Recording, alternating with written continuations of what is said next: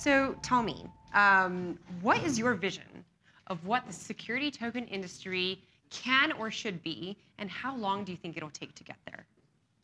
Do you want to start? Sure, I'll start. Hi, everyone. Great question, Amy. I think Tatiana made some good points, especially about letting the market settle a bit. There's a lot of companies out there with big visions for what we want the security token landscape to be. I definitely envision primary issuance platforms like StartEngine, but also companies that are thinking of primary issuance with the secondary trading in mind, as that gentleman had a question about. So that's probably where the industry is going, is how do we issue security tokens that are in compliance, are in regulations, but more importantly, synced up with the ATS and the exchange systems out there for robust tradings. Because we all know the ICO market last summer, it really exploded. And that was probably large in part because of the unregulated exchange and the ability for anyone to make a quick buck off of these coins. So if we can emulate that type of activity on the regulated side, on the secondary market, I think that's where the true vision is going to be. Fantastic. Jor, vision and timeline? So I think that unless we come into, a process where, we realize that the technology isn't quite there yet, I think that pretty much everything gets tokenized. And by everything, I mean not just securities, that people are thinking about the equity securities, but also debt. And frankly, anytime someone goes and just starts a company, even if it's like with 3 people, even if it's technically not a security because they're the sole operator, I think that one day that just gets tokenized.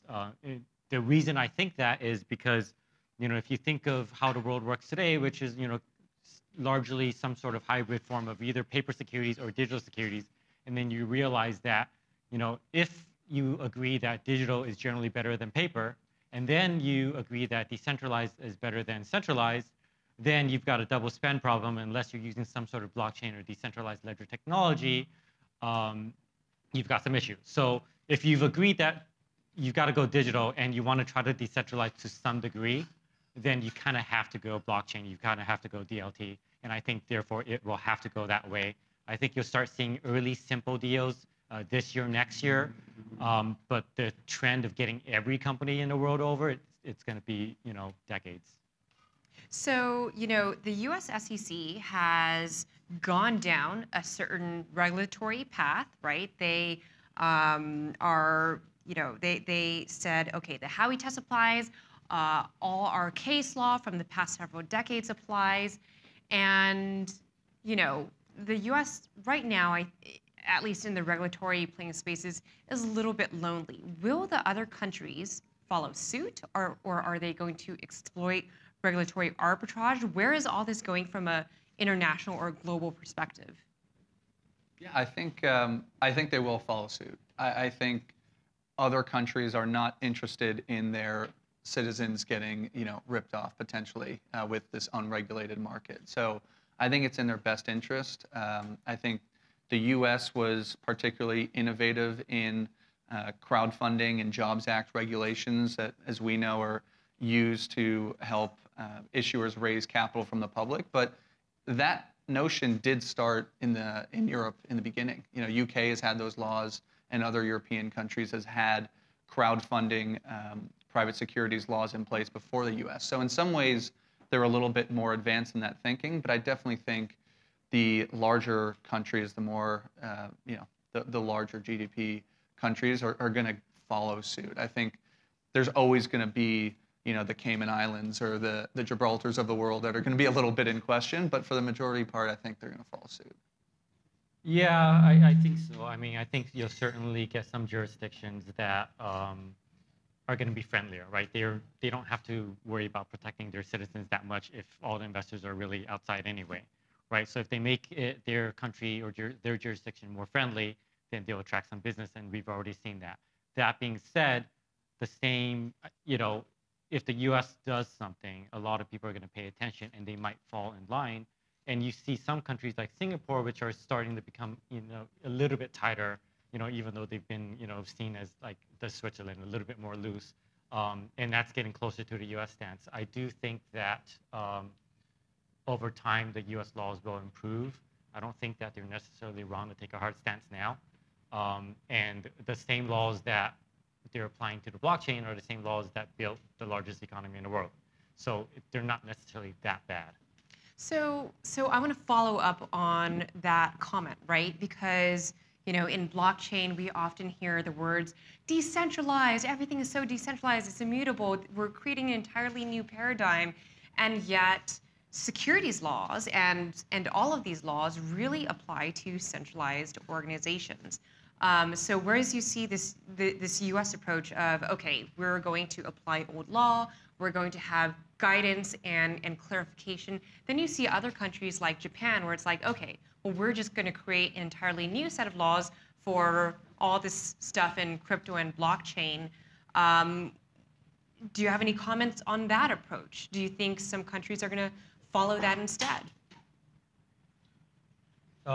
This is interesting. I mean, I think that, it's easier right now to obviously just play within the current paradigm.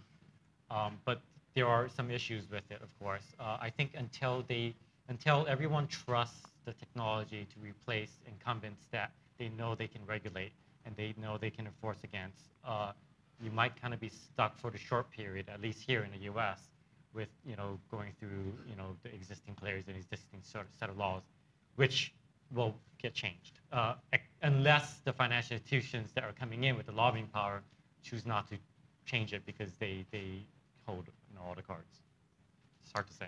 Yeah, I think the U.S. is going to hold firm. I think the SEC is just trying to figure out exactly how to regulate this in the best way possible, but there have been new financial regulations that have been passed that are very innovative, like the Jobs Act. So we're still in the early ages of companies being able to use those regulations in a much more innovative way.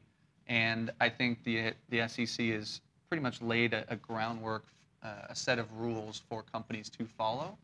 But the possibilities are endless if you can raise a large amount of money from the public in security token fashions the right way. So I think it's still trying to figure out how do we use these rules that have just been created in the past 5 or 6 years and use that as kind of the innovative framework first before thinking of new types of regulations to pass.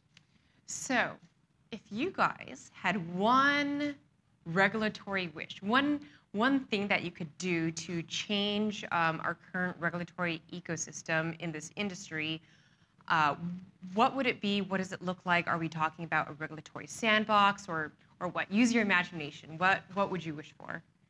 Well, personally, because StartEngine is a primary issuance platform first, I think raising the limits and lowering the disclosure requirements for issuers being able to raise capital. That would be my 2 wishes.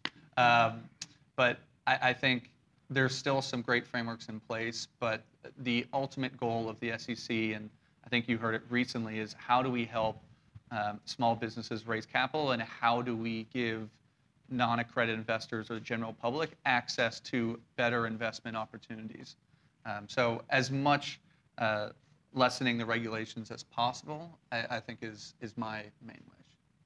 Yeah, this is going to sound weird coming from me, and I don't know that it's possible without like a shift in education and kind of mentality such that like the second you lose money, you don't just go blame someone else and sue someone else. But I'd love to see actually the elimination of like the accredited investor definition and replacing it with like some sort of thing where like there's just one simple statement that everyone reads that says like no matter what someone told you, you're probably going to lose your money. You may lose your money. Like if you go ahead and still do this, like don't come sue someone immediately. And obviously if there's real fraud, like there should still be lawsuits. But giving people the ability to invest in these types of things and take responsibility for their own actions, I'd love to see something like that. And they're doing that. They're trying to expand on the definitions of the accredited They're investor. trying to add some sort of sophistication, which would be fine if it wasn't just tied to like a FINRA exam, which a lot of people aren't going to be able to pass. Right. I think probably the point is, maybe a less litigious society and less of a patriarchal attitude, right? Well, I think, one, you have to have education so that, like, most of us that grew up here, we didn't learn to, like, save and invest, and we didn't learn how to look at it. And then we didn't learn that, like, if something went wrong, like, we blame ourselves first, right? So now you make blind investments, you lose your money, and then you immediately go sue someone. That sort of thing is, like, as long as that's happening, there's always going to be pressure to protect the retail investors. And that actually ends up protecting not just them, but also the companies that have to deal with them. So do you think this new industry, the STO industry, presents an opportunity to change that at all? I think if there's adequate demand from the retail investors, then they might put pressure to get there. And also because now you already have the Jobs Act that gives some exposure to them. And, it's clear pretty much everybody wants, the Jobs Act loosened a little bit, higher limits, less burdensome. I think the combination of those two happening together could get there. Interesting. So, I think right now we're towards the tail end of 2018, and ICOs, at least in the US, have pretty much been declared dead. But Director Hinman did have a speech a couple months ago in which he kind of laid a model or a framework for what a non-security token offering might look like. Do you think that will ever happen? And if it does, is that going to result in another boom? I'll go. No, I don't think so.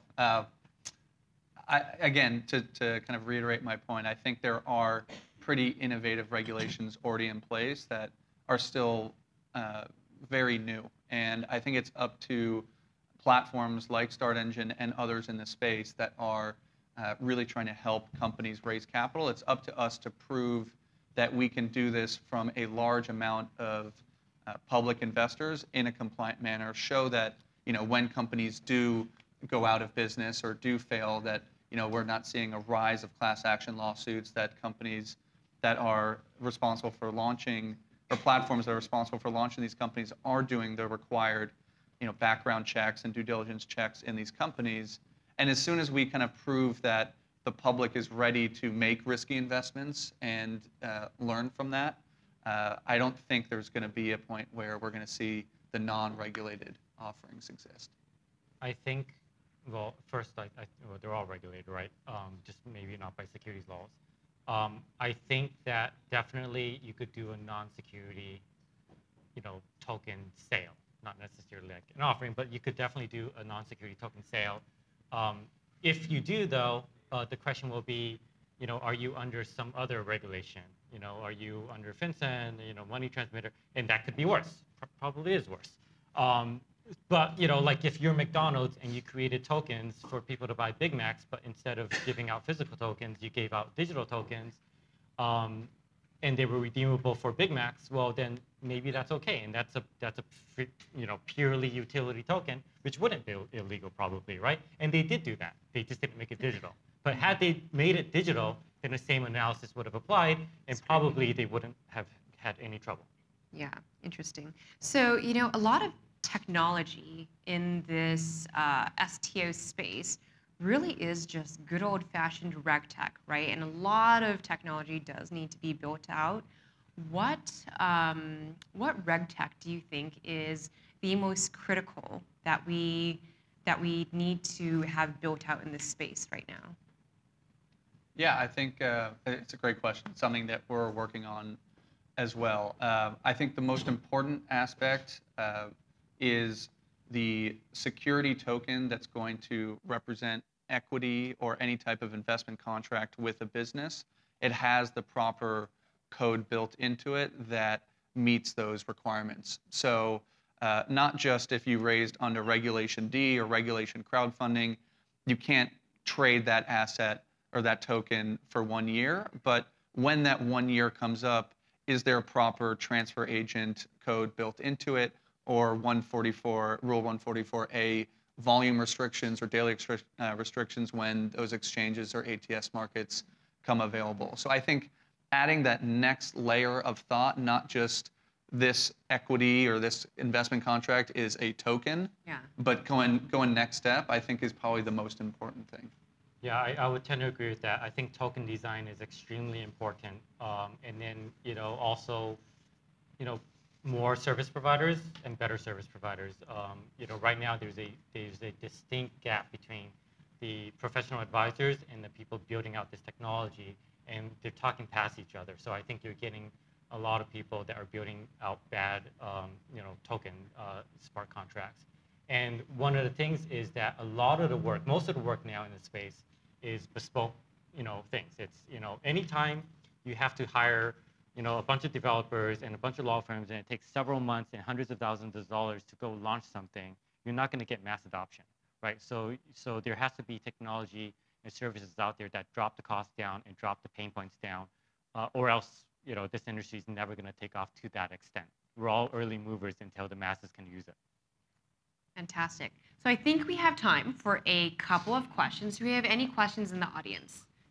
I like what you said about basically infantilization of Americans, as we weren't taught how to balance checkbooks in school. I was a teacher. I know it wasn't taught. So that leads to an ignorant population, and therefore we have to be protected by father figures, which is ridiculous and crazy and stupid and goes against individualism. And the ability to, thank you, to invest in what you want. Poor people's only investment is the lottery right now.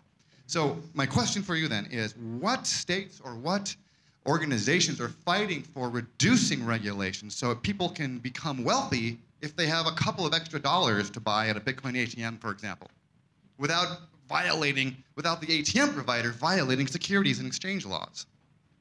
Almost every supporter of the Jobs Act, almost every supporter of the crowdfunding industry, a lot of the issuers, especially smaller issuers, are fighting for this. The issue is going to be the balance of, like, promoting capital markets, but also preserving investor protections. But one of the issues is, like, everyone always wants to go for this unaccredited investor, this retail investor, but the reality is that there is a market today where people can invest, right? You can walk out the street right now to the Grove and go out and ask people, hey, what's your favorite company? They'll say Apple, they'll say Nike, whatever. Then your next question can be, did you know you could buy this publicly? Then they'll say, yes, I knew that. Then you ask them, did you buy it? And most of them will say no. And that's the coveted unaccredited investor that everybody wants to go after, but they won't even buy stock in their favorite brands. Why are they going to buy stock in a private company? Because they need a Charles Schwab account, and they may not even have a bank account. Well, I mean, here they probably have a bank account, and they're still not buying. And okay. Quick shameless plug, go to StartEngine.com. You can invest in a token offering for as little as $100 if you're a non-accredited investor. Okay, next question, Henry. Yes, thanks, Amy. So I was curious, since March 2017, we've seen the industry sort of split into utility tokens and security tokens, with utility tokens having traditionally relied on some sort of tokenomic system for a value thesis. And security tokens, securities in general, typically rely on equity or the debt or the commodity underlying it for value. But we saw during this transition, a lot of people took tokenomic models, basically utility tokens, and sold them subject to securities laws. Do you see that being a realistic plan when these utility tokens' value relies on their network effects and the ability of them to be traded freely, when now they're subject to 144 laws or transfer agents, all that stuff? Mm-hmm. No, I don't think it's a realistic plan. That's probably the last thing that you want to do if you've really built out a utility token and token economics model. Because as soon as it becomes utility and you want to use it within the platform, well, now you're subject to, okay, well, who's my transfer agent and how do I upkeep the records of that security? And it doesn't really work. So you need to figure out a way to maybe do a two-token system, something that we call RATE, which is Real Agreement for Token and Equity, where you're securitizing the equity for the company. But if and when you build this utility token, you might offer it as a perk, what Amy's question, what Jor described as, yeah, you can give a utility token, but as long as you're not raising money from that, you can just give it away and it can be used within your system. But you don't want to call that a security, and you're not doing yourself any favors by naming it a security, because then you're subject to all these restrictive laws that securities are. Yeah, and I think if they were able to come up with some good guidance or a new rule that, very clearly, let the public know when a security token can become a utility token, that could be powerful. Hi, so I guess my question is, who's going to bring the investors? So it seems like there's great technology rolling out for security tokens, there's great platforms, but up to now, we haven't seen like investors coming over in droves. And so what's the value proposition going to be for them? And is it going to be investing in individual assets, or is it going to be investing in funds? I think the investors will come when there's true liquidity. We saw that last year when I signed up on Binance and Polynex and tried to trade crypto coins, crypto assets. Right now, if you're a company, you're raising capital just like you would any other way. You have to attract the investors. You have to create an attractive offering. There are platforms out there like ours that will help companies do that. But it's just like raising capital for a business 5-10 years ago. It's up to the founder to really drive that interest. But what's going to drive true public interest is if there's multiple exchanges out there and word of mouth gets around that, hey, I just bought and sold this security token asset for 3x and over the span of a few days. That's what really drove in the public interest last year. Was I can just jump in on any of these coins and in a week I can make a quick buck. So as soon as the players in the security token space can create a true exchange and ATS system and then make a market where there's true volume, there's going to be investor interest.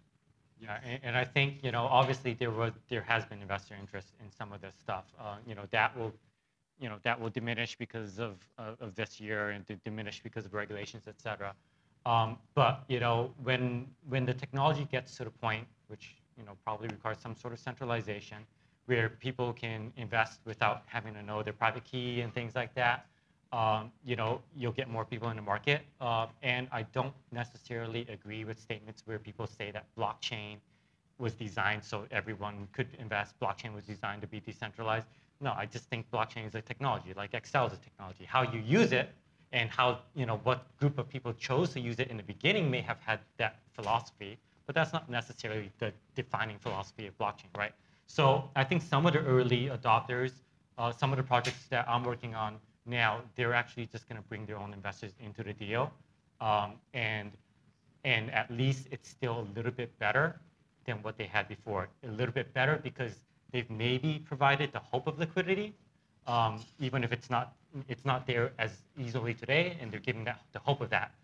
And also, in some cases, they're going to actually be able to reduce costs by cutting out some of their vendors or negotiating their prices down. I think we have time for one more question. I think it was Jor that mentioned earlier about the affordability of blockchain and security token technologies and how it needs to be applied to the masses. But aside from affordability, how do you educate people who have already left the school systems? Like, young people today, kids have iPhones, iPads. Everyone's a lot more tech savvy than maybe we were when we were their age. How do you then make it a federally regulated part of the economy if 85% of the country doesn't know how to use it? I think it's tough. I mean, I'm going to be in a minority here, but I think that instead of, like a lot of the legislation is like, well, if they're sophisticated, then we should let them invest. And then, because there's no way to tell if someone's sophisticated or not, then they start pointing at FINRA and say, well, if they've got a FINRA license, then they must be sophisticated. But I don't think you need to be that sophisticated to make investment decisions. And in fact, most of the people that I know hold these licenses, they suck. They're horrible investors, right? So, what if it was a simple test that they took that didn't have to be administered to that level, that had basic concepts like that we should know, like how do you judge investment returns? How do you know if something's true or not? If someone says this, how would you diligence that? Maybe something like that. If you were able to pass a simple test like that anyone could take if they really wanted to, and then be able to invest and kind of be accredited out of sophistication. That's where I personally would like to see it. I don't think that test is hard to build. I think it's something that could be administered in like 2 hours and then kept up each year with like a minimal upkeep. And at least you train someone to not be an idiot. All right. Thank you so much, Alan and Jor.